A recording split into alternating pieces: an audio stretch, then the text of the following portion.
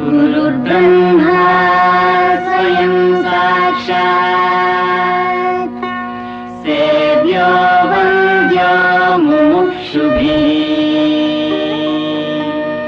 नोद्वेजनीय एवायम् तत्त्वज्ञेन विवेकिना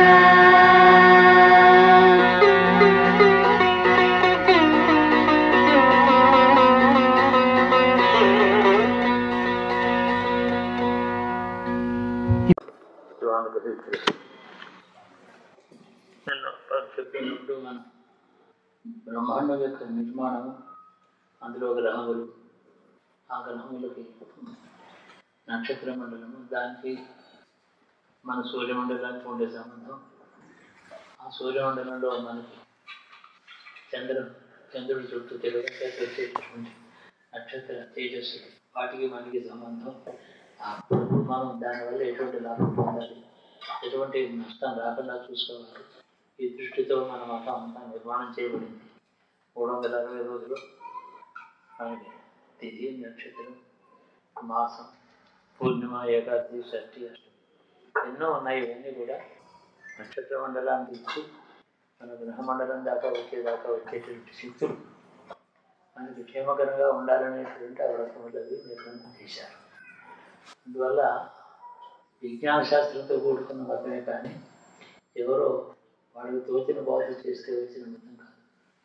అందుకని మీ మతం యొక్క మతం ఏది అంటే ఎవరూ చెప్పలేరు. ఏడేళ్ళు ఉన్నాయి, ఒక నిమిషం తర్వాత మనుషులు మృతులు ఉన్నాయి, చివరికి భారతీయులు ఉన్నాయి. వాటి సారం భగవద్గీత కాబట్టి చెప్తున్నారు. ఇలా ఉండగా అది గత 2000 సంవత్సరాలు మాత్రమే అనేక సిద్ధాంతాలు ఉంటాయి.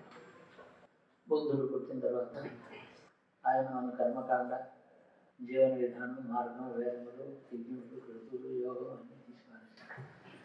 ఏం లేదు జీవుడికి డైరెక్ట్గా నేరుగా ముక్తి వచ్చే మాత్రం నేను చెప్తాను.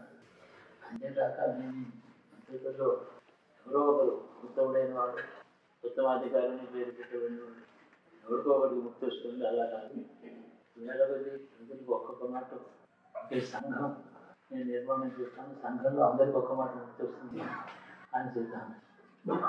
జీవాత్మ లేదు కానీ ముక్తి కావాలి, అవన్నీ వేరే ఉన్నాయి చెప్పేదాన్ని. ఇవన్నీ చెప్పడం చేత మనకి జీవన విధానంలో వైదిక జీవన ప్రమాణాలు, విధానం, అన్నధర్మం, ఆశ్రమ ధర్మం ఇవన్నీ కూడా అస్తవ్యస్తమైపోయి మత వ్యవస్థ అంతా చికాకు వాడేది. ఆయన మహానుభావుడు, జ్ఞాని, కానీ తనతో ఇతరులను పోల్చుకోవడం చెప్పేసిన ప్రమాదం. తనకి జరిగినది అందరికీ సులభంగా దొరుకుతున్నాను. నేను టైట్ రోడ్ని కనిపిస్తున్నాను, నువ్వు కూడా నడవట్లేదు, బోర్లో పడతాడు. నడవలేడు, ఎవరికి శక్తి ఉంటుంది. అందరికీ ఏది క్షేమకరమో ఆయన నిర్ణయం చేసినటువంటి ఆర్షధర్మం మాస్టర్కి బాగా తెలుసు. విశ్వామిత్రుడు మొదలైన వశిష్ఠుడు, జమదగ్ని, భరద్వాజి మహర్షులందరూ కూడా మానవ జాతి క్షేమం కోరారు.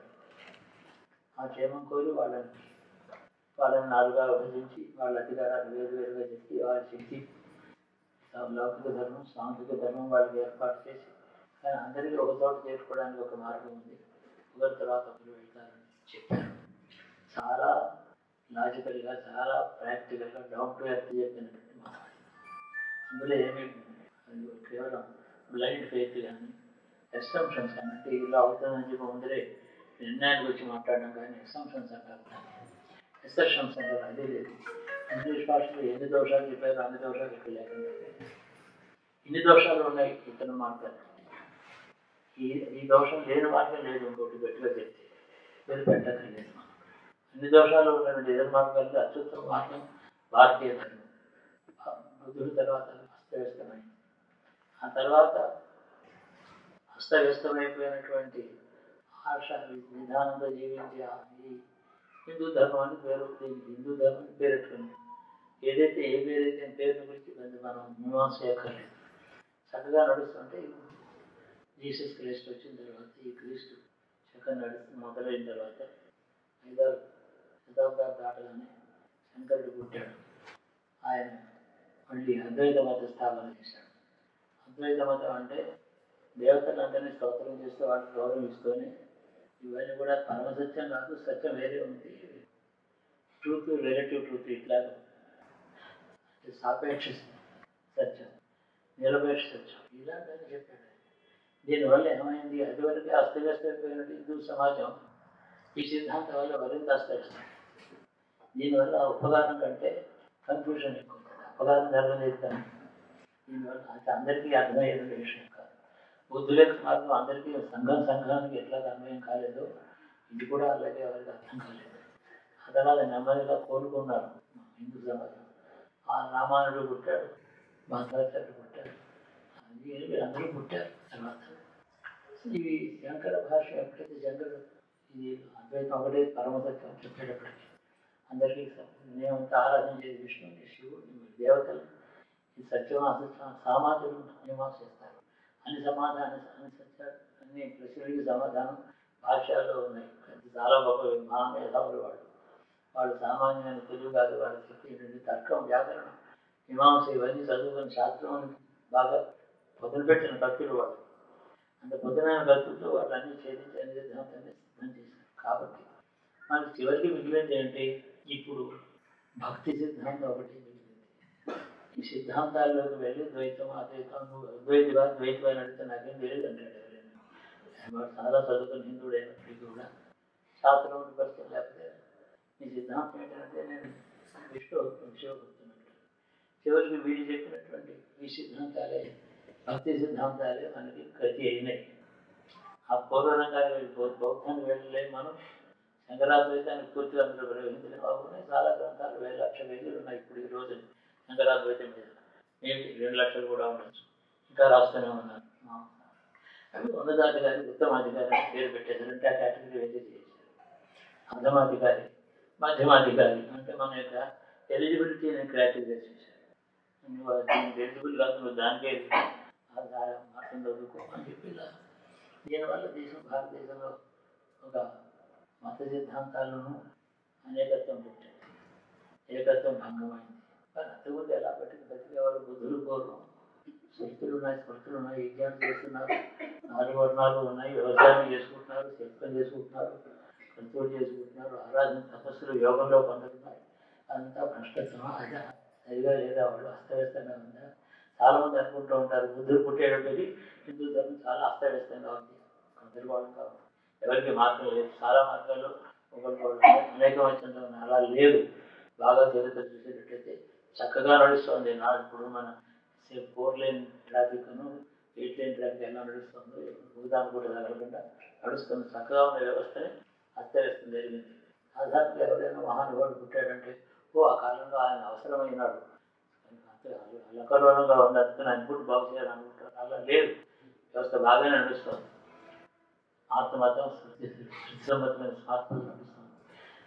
చివరికి ఇప్పుడు మనం అనుసరిస్తున్న మాత్రం అంటే భక్తి సిద్ధాంతం. సిద్ధాంతం భక్తి, మతేమో పురాణం. ఈ రెండింటి మీద నడుస్తుంది, 2 చక్రాలు బండిది. పురాణం మనకి గతి. పురాణం ఏం చెప్తుందో వ్రతాలని చేస్తాం. పురాణం వెనుక శక్తులు ఉన్నాయి, స్మృతులు ఉన్నాయి, అన్నీ కూడా పురాణానికి వెనుక ఉన్నాయి. వాటిలో సారం తీసుకుని మనకి చెప్పింది.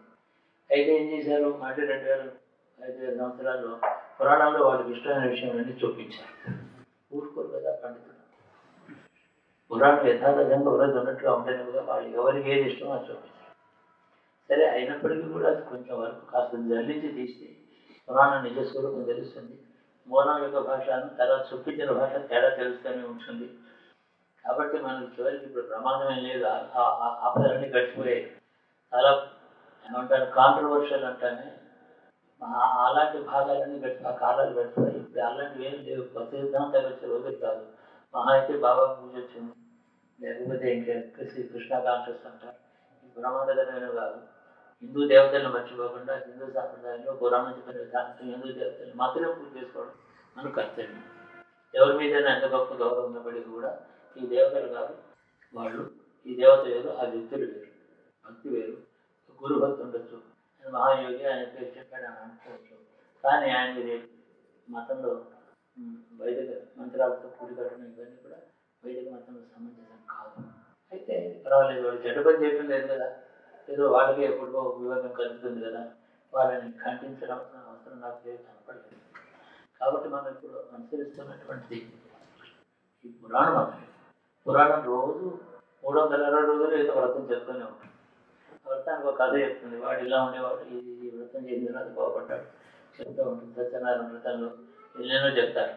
అతను ప్రసాదం తీసుకోకుండా బయటకు వచ్చాడు, ఆ పడవ మునిగిపోయింది. మళ్ళీ వ్రతం ప్రసాదం తీసుకొని వచ్చాడు, పడవ తేలింది. ఇలా ఉంటుంది. అటువంటి విశ్వాసం కోసమే చెప్తారు. ఇవన్నీ నిజం అబద్ధం అని చర్చించే విషయాలు కావు. కాబట్టి మనం ఒకటే విషయం గుర్తుపెట్టుకోండి, పురాణం బాగా తీసినంత మటు చదువుతూ ఉండండి. ఇప్పుడు అన్ని భాషల్లోనూ చాలా సులభంగా పత్రికల్లో సీరియల్గా కూడా పురాణాలు వస్తున్నాయి. ఒకప్పుడు పురాణ శాస్త్రులు గారు వచ్చి సాయంకాలం 4 గంటలు శ్లోకాలు చదివి అర్థం చెప్తేనే పురాణం 100గా అర్థమైంది. ఇప్పుడు అలా లేదు. సామాన్య పిల్లల భాషలో పురాణాలు వచ్చేసాయి, ఏం కష్టం.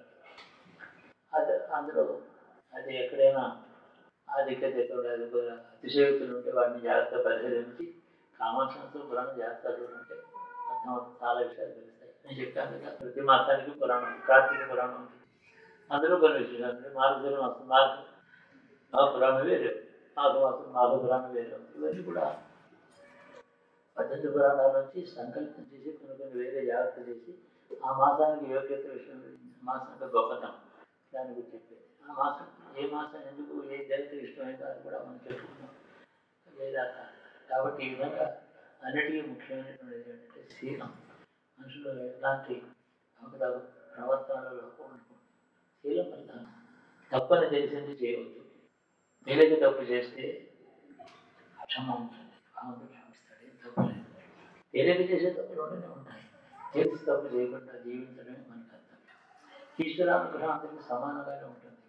గొప్ప పండితుడికి చాలా గొప్ప వరాలు ఉన్నాయి, పేదవాడికి చిన్న వరాలు అలా ఉంటుంది. ఈశ్వరుడి స్వభావం తెలుసుకుంటే సాధారణ విషయాలు సందేహాలన్నీ పోతాయి. ఈశ్వరుడు ఈ ప్రపంచాన్ని నడిపిస్తున్నవాడు ఈశ్వరుడు కాదు, మనుషులు, జీవుడు సాక్షిగా ఉన్నాడు. ఈ ధర్మం చేయటం లేదు.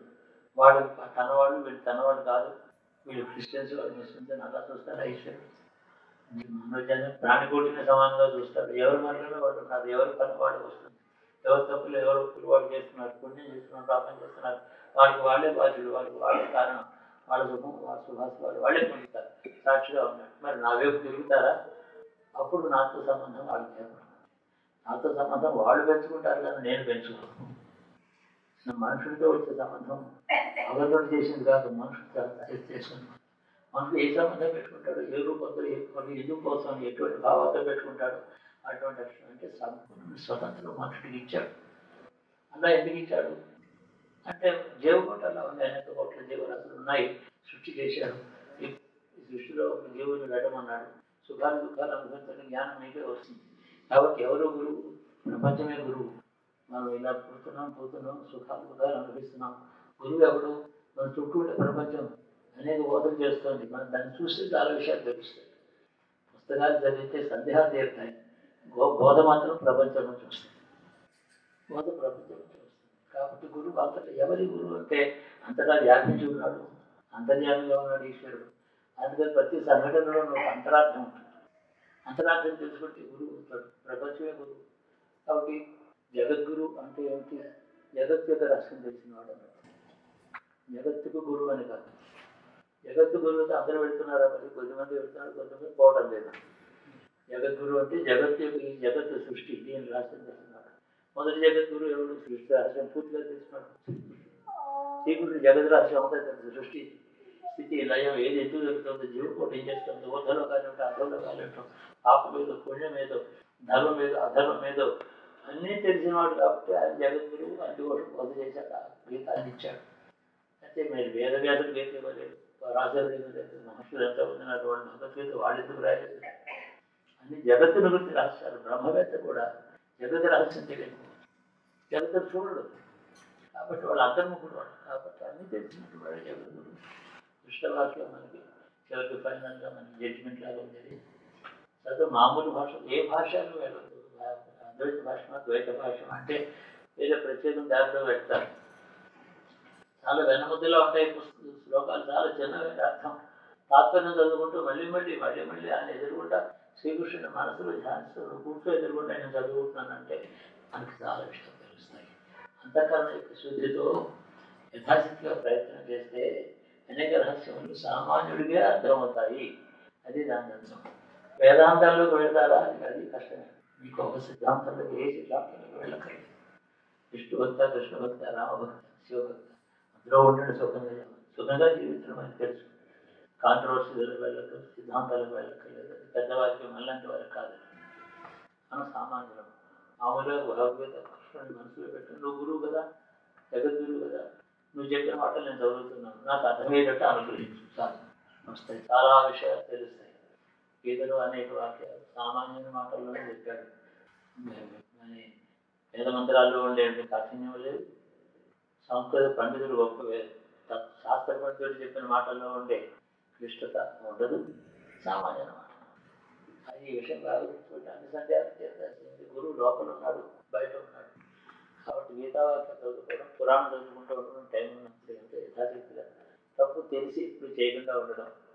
ఇప్పుడు ఈశ్వరుని నన్ను క్షమించు ముందర, రక్షించిన తర్వాత నా కోరికలు అందరూ క్షమించిన తర్వాత కోరికలు ఇవ్వగలరు కదా. క్షమించకుండా కోరికలు ఎట్లా ఇస్తారు? కాబట్టి క్షమించిన తర్వాత ఎలిజిబిలిటీ వస్తుంది. ఏదైనా అడగచ్చు, ఏదైనా తీసుకోవచ్చు. కాబట్టి మొదట నాకు నీ క్షమ కావాలి, తర్వాత నీ దయ కావాలి. ఏదో కోరికలు అడుగుతూ ఉంటాను. కోరికలు అడిగినప్పుడు ఒక విషయం గుర్తుపెట్టుకోవాలి. ఏదో అడుగుతూ ఉంటాను, అది నాకు క్షేమం అవునో కాదో నాకు తెలియదు. నాకు క్షేమం కాకపోతే నా కోరిక ఇవ్వద్దు. నా కోరిక క్షేమమైందైతేనే అడగచ్చు, ఏదైనా అడగచ్చు. భగవంతుడితో మనకి సంపూర్ణమైన స్వాతంత్ర్యం ఉంది. గురువు దగ్గర స్వాతంత్రం ఉండదు, మిత్రుడి దగ్గర స్వాతంత్రం ఉండదు, అధికారి దగ్గర స్వాతంత్రం ఉండదు, భగవంతుడి దగ్గర ఉంటుంది. చాలా గొప్ప విషయం. క్షేమంగా ఉండడం, సుఖంగా